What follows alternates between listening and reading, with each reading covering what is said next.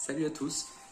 Donc la dernière fois, j'ai pris la décision de commencer à vous faire une nouvelle chronique sur Twitch dans laquelle j'allais lire petit à petit les différents chapitres de mon premier roman, le premier roman de ma saga Drums, saga dans laquelle se déroule également euh, l'intrigue du jeu de rôle diffusé sur Twitch. Donc certaines personnes certains spectateurs du jeu de rôle m'avaient dit tiens, ça serait cool qu'on puisse en savoir plus sur l'univers littéraire dans lequel se déroule l'intrigue pour nous qui ne lisons pas beaucoup de livres. Donc voilà, j'ai pris cette décision. Vous allez pouvoir découvrir le roman lu directement par son auteur.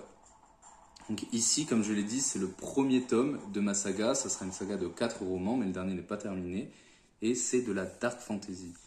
Donc certaines scènes du livre vont peut-être être un peu trop sombres pour être lues sur Twitch. Donc pour éviter de me faire censurer, je vais devoir les sauter.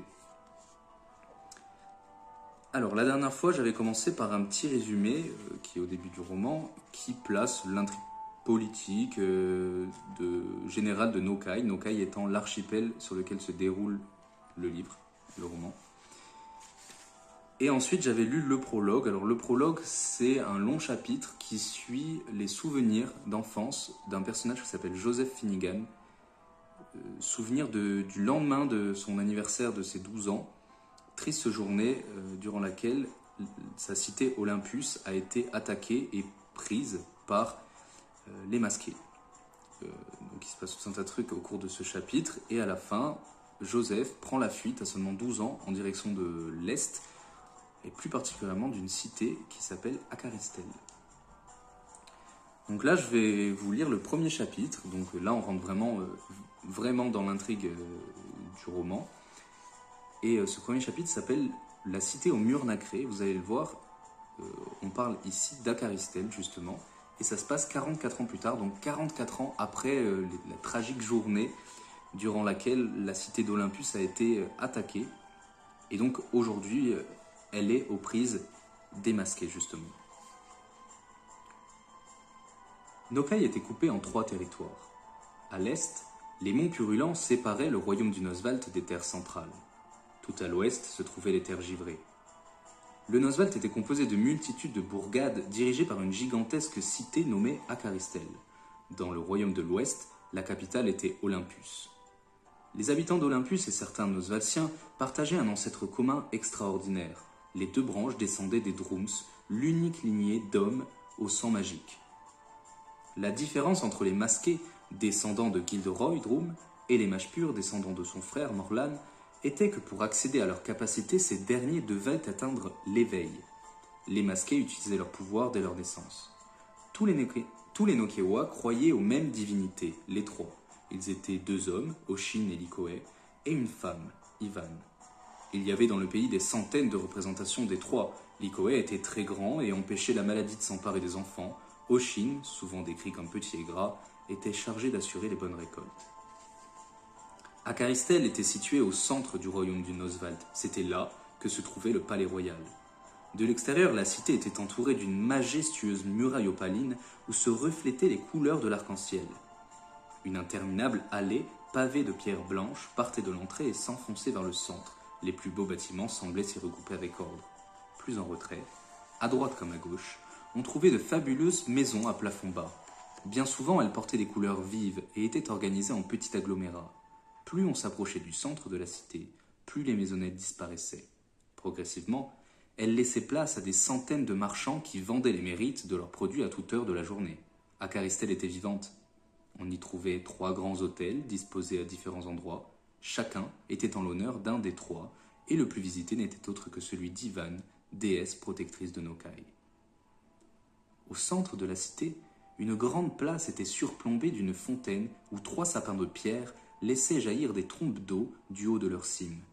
Tout au bout de la longue allée se trouvait une immense statue dorée que l'on pouvait contempler de loin. Elle représentait le tout premier roi d'Acaristel et son regard d'argent n'avait de cesse de veiller sur la cité. Derrière la statue se trouvait le château et en son centre, le palais royal.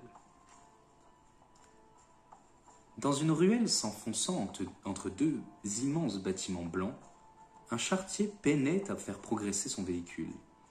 Tandis qu'il tirait son attelage à la seule force de ses bras, les cagettes de fruits trop mûrs, posées en équilibre précaire sur son échoppe ambulante, glissaient peu à peu vers le bord à chaque mètre qu'il parcourait. La vie de marchand n'était pas aisée à Caristelle, et comme dans toutes les grandes villes, les vols ne se faisaient pas rares. Aussi, personne ne sembla surpris lorsqu'une silhouette surgit soudainement de sa furtivité et arracha sa bourse au pauvre charretier. Le vieil homme ne devait pas en être à sa première expérience, car il saisit immédiatement la silhouette par l'épaule et lui ôta sa capuche. Le voleur, d'une dizaine d'années à peine, bouscula le marchand et disparut dans l'ombre d'un bâtiment, son butin précieusement gardé entre ses doigts. Le charretier s'écrasa sur son véhicule, qui, déjà peu stable, finit par se renverser totalement dans un fracas démesuré. Les fruits roulèrent le long de la ruelle, et les rares personnes enclines à les ramasser le firent sans la moindre intention de les rendre à leurs propriétaires. Ainsi était la vie dans la cité aux murs nacrés. Un jeune homme à la chevelure sombre et très bouclée contemplait la charrette de fruits renversée d'un air absent. Comme il n'était pas très grand, il avait l'incroyable capacité de passer totalement inaperçu, même au milieu d'une ruelle bondée. Une pomme roula dans sa direction et s'arrêta net contre son pied. Il se pencha, fit geste de la nettoyer de sa paume et y croqua sans cérémonie. Elle était pourrie. Le jeune homme recracha sa bouchée, laissa tomber le fruit et poursuivit son chemin. Aedan Johnson ne descendait pas d'une famille très aisée. Et même si le plus pauvre des Acaristéliens demeurait plus riche que les villageois du Noswald, il ne connaissait pas les joints d'un confort financier constant. N'importe quel homme dans sa condition avait déjà dû recourir au vol afin de se nourrir, et Aedan ne faisait pas défaut à la règle. À l'opposé, son cousin Erlir Gennegan provenait d'une famille de renom. En effet, avant de décéder, son père Frelin avait été conseiller du roi Niall, ce qui assurait à Erlir une place dans les rangs diplomatiques de son souverain. Mais Aedan savait que son cousin refusait cet honneur et qu'il n'avait que faire de l'aristocratie. Délaissé par un père absent, il avait surtout été élevé par Archibald, le père d'Aedan. Ce dernier pensa un instant à la moue de son cousin s'il avait assisté à la scène du charretier. Erlir ne supportait pas l'injustice. Il sourit distraitement. C'était pour le retrouver qu'Aedan traversait la cité à cette heure matinale.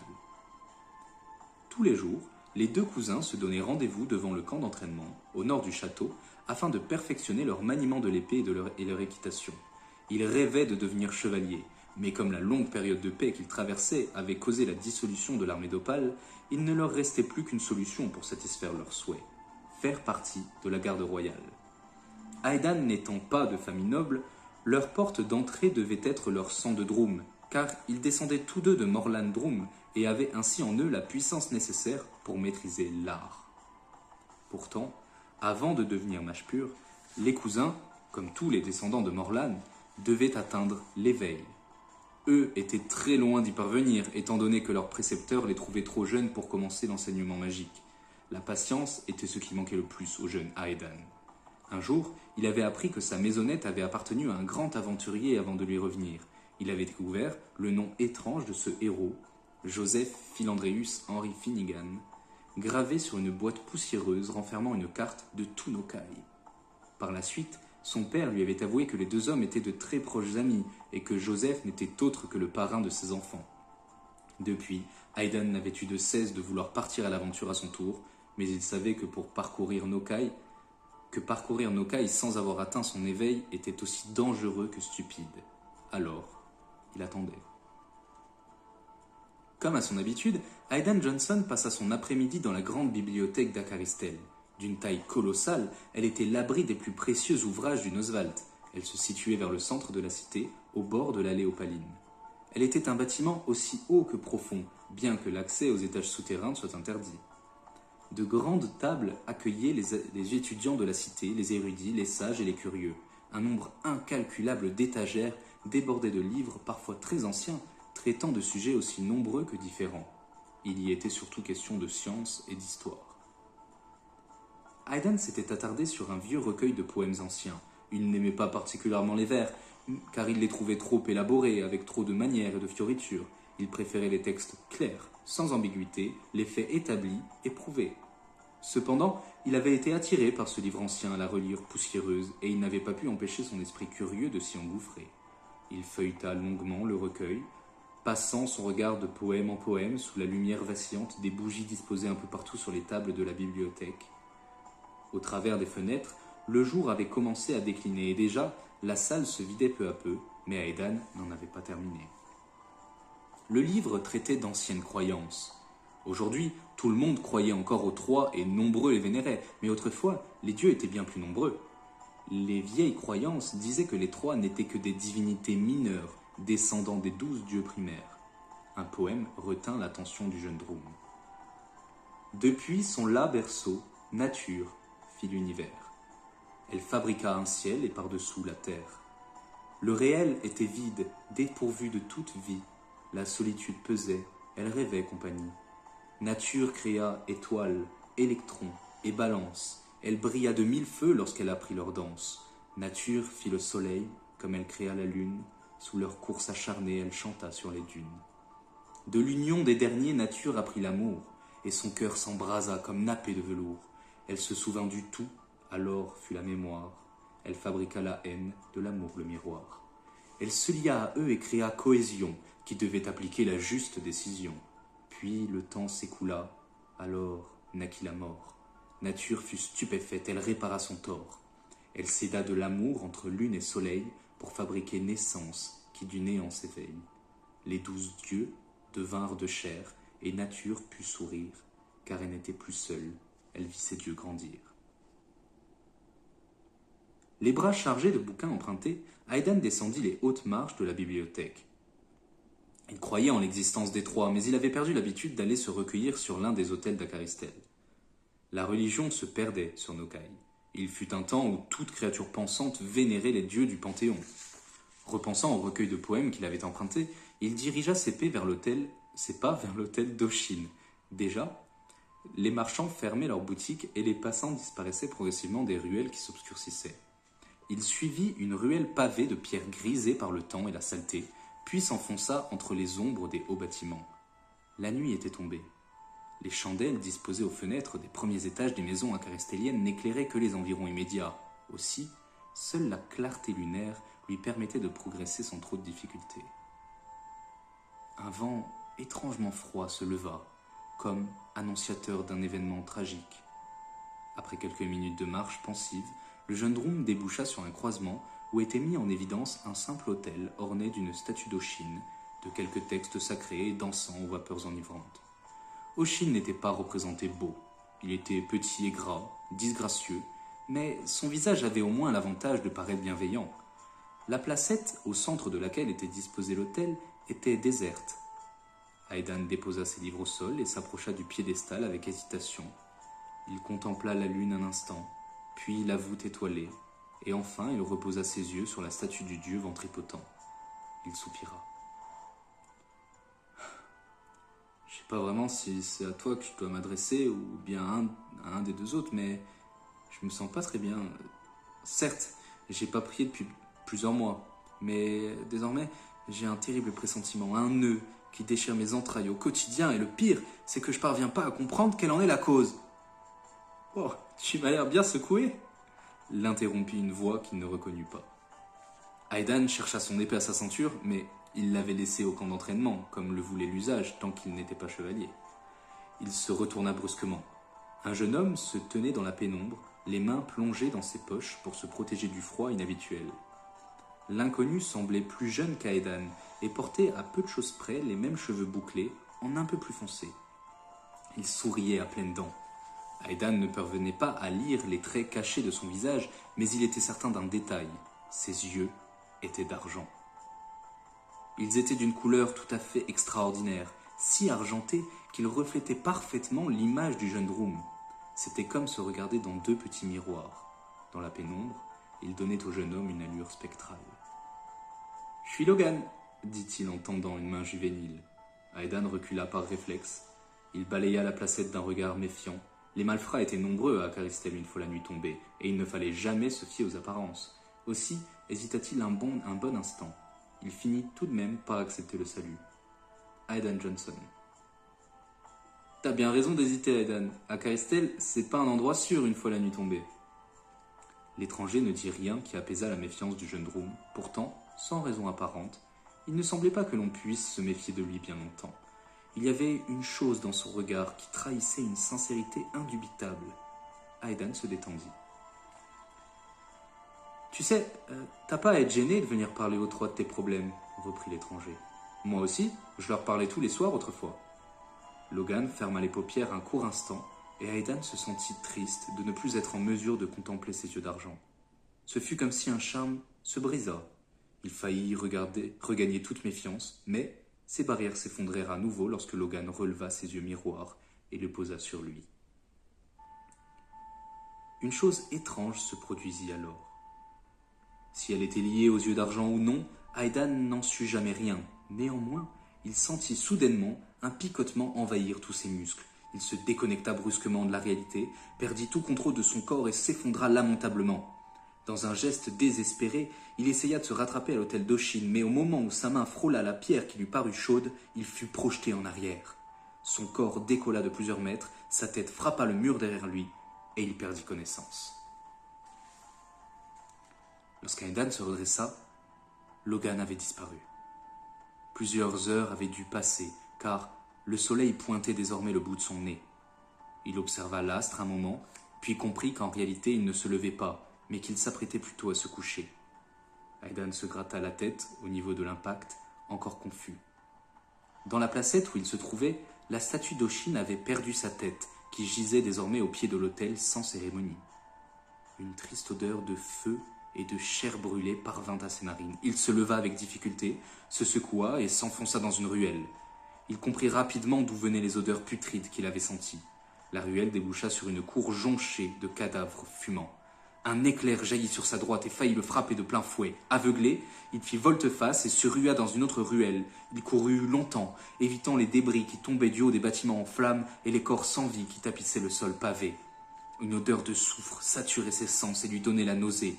Il dut rebrousser chemin de nombreuses fois, car il finissait souvent dans une impasse. Malgré ses vertiges, il finit par atteindre l'allée centrale à l'est de la place aux Trois Sapins. On avait mis le feu à la gigantesque statue du roi doré par un moyen qui lui échappait, et il contempla avec horreur les flammes dévorer le corps du premier roi d'Akarestel. Une sphère argentée s'arracha à un nuage noir qui apparut à sa gauche et détruisit la toiture d'une maison plus au sud. La paralysie s'inscrivit en lui, au point où il ne fut plus certain de savoir respirer. Il plongeait ses yeux dans le vide depuis un moment lorsqu'un hurlement l'extirpa de son mutisme. Ses idées parvinrent à se replacer douloureusement. Il venait de perdre tout ce qu'il chérissait le plus au monde. Pris d'un vertige, Aedan courut en direction du château. Le château aussi était tombé. Le pont-levis, désormais abaissé, menait à la cour d'un château dévoré par les flammes. 2 des 3 bâtiments étaient désormais en ruine. Le dernier, le palais royal, avait été laissé presque intact, probablement par défi. Devant les marches opalines était dressée une haute pique sur laquelle était plantée la tête du roi Niall d'Akaristel. Aedan détourna son regard et ne put retenir ses nausées plus longtemps. Il vomit sur le sol en pleurant. Alors, il se redressa et prit ses jambes à son cou. Les bâtiments tombaient en poussière en répandant une fumée épaisse. Les toits étaient en morceaux ou dévorés par les flammes. L'une d'elles passa tout près de son visage et lui brûla les yeux. Dans la panique, il trébucha sur le cadavre d'une dame de haute cour. Elle n'avait rien à faire ici, si loin de la partie est de l'allée centrale et des beaux quartiers. Pendant un instant, Aedan observa la robe autrefois écarlate, autrefois éclatante de la bourgeoise, avant de se rappeler qu'il y avait bien pire autour de lui. Il ouvrit les paupières en hurlant d'horreur, le corps couvert de sueur. Son crâne lui faisait atrocement mal et il peina à retrouver ses repères. En face de lui brillaient 2 yeux d'argent à l'air inquiet. T'es un Droom ? Aedan hocha la tête douloureusement et le regretta aussitôt. Il dut retenir ses nausées. Les yeux miroirs du dénommé Logan brillèrent d'un nouvel éclat. Si t'es un Droom, décris-moi ce que tu as vu.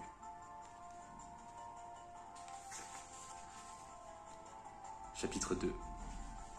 Une nuit sans étoiles. Une nuit sans étoiles était tombée au-dessus du village Agun, et avec elle, le silence s'était abattu. Dans les contrées du nord de Kaioki, peu de civilisations appréciaient les nuits sans étoiles, car elles étaient le domaine des esprits mauvais. Les Agun ne faisaient pas exception à la règle. Allongé sur la paille tressée qui lui servait de lit, un enfant à la peau d'ébène observait le plafond d'une propreté surprenante qui recouvrait sa maisonnette. Les agounes ne demeuraient jamais suffisamment longtemps au même endroit pour permettre à la moindre araignée d'y tisser sa toile. Tiroy Pock était un agoun et savait donc cela. Pourtant, il n'avait de cesse de s'étonner de la propreté du plafond chaque fois qu'il dormait là. Ce n'était pas très fréquent, heureusement. Les agouns, comme toutes les tribus du Nord, ne vivaient pas entre quatre murs. En général, c'était à l'extérieur que dormaient Tiroy et son peuple, mais jamais lors des nuits sans étoiles. L'enfant pensait à son père. Tous les hommes étaient des guerriers chez les peuples du Nord, et aucun d'eux ne vivait à l'intérieur de leur village. Comme ses semblables, le père de Tiroy était probablement endormi sous le couvert des arbres de la jungle, qu'il ne quittait que pour apporter aux femmes du village les gros gibiers qu'ils avaient chassés. Il ne venait qu'une fois tous les 12 jours. Le reste du temps, les guerriers Kaioki étaient occupés à agrandir les territoires de leur tribu, à faire la guerre avec d'autres tribus et à prier les dieux du ciel étoilé. Tiroy n'était pas encore un homme et devait donc rester avec les femmes. Mais cela changerait très bientôt. Au matin suivant, son père, Olipok, rentrerait au village avec une nouvelle arme. Celle qu'il utilisait jusque-là, un marteau de guerre, reviendrait à Tiroy. L'enfant se demanda comment il pourrait bien manier une arme aussi lourde sans s'arracher le bras. Il ne pouvait pas dormir tant il était impatient d'être au lendemain. Il était formellement défendu de quitter l'abri lors des nuits sans étoiles, mais Tiroy étouffait et sa mère dormait profondément sur sa propre paille tressée. Qui saurait qu'il avait découché? Il coinça le couteau de sa mère entre sa ceinture et son bassin, prit une grande inspiration, puis quitta la maisonnette. Il s'arrêta un instant, persuadé que la colère des trois s'abattrait sur lui, mais se détendit lorsqu'il ne détecta aucune perturbation dans le silence de la nuit. Tiroy s'éloigna lentement de son abri en contemplant le néant qui remplaçait la voûte étoilée habituelle. Il y avait quelque chose d'irrésistiblement attractif dans ces ténèbres, et l'enfant se dit que la magie des esprits mauvais devait causer ce phénomène. Il détourna son regard. Il s'approcha de la dernière maisonnette du village et s'adossa contre le mur. Tiroy n'oserait pas aller plus avant, surtout pas cette nuit-là. Son père lui avait toujours dit qu'il fallait connaître la différence entre le courage et la bêtise. Il resterait là, mais il ne put s'empêcher de perdre son regard dans la profondeur de la jungle qui s'étendait plus loin. Son père était quelque part là-bas. La nuit prochaine, lui aussi y serait. Un reflet étrange apparut dans la périphérie de sa vision, mais ce fut surtout l'odeur particulière qui se répandit qui attira son attention. Il n'avait jamais rien senti de tel. Il chercha la source du reflet.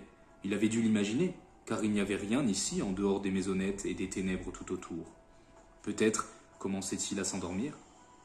Il ne savait pas depuis combien de temps il avait quitté sa paille tressée, mais il jugea qu'il était grand temps d'y retourner.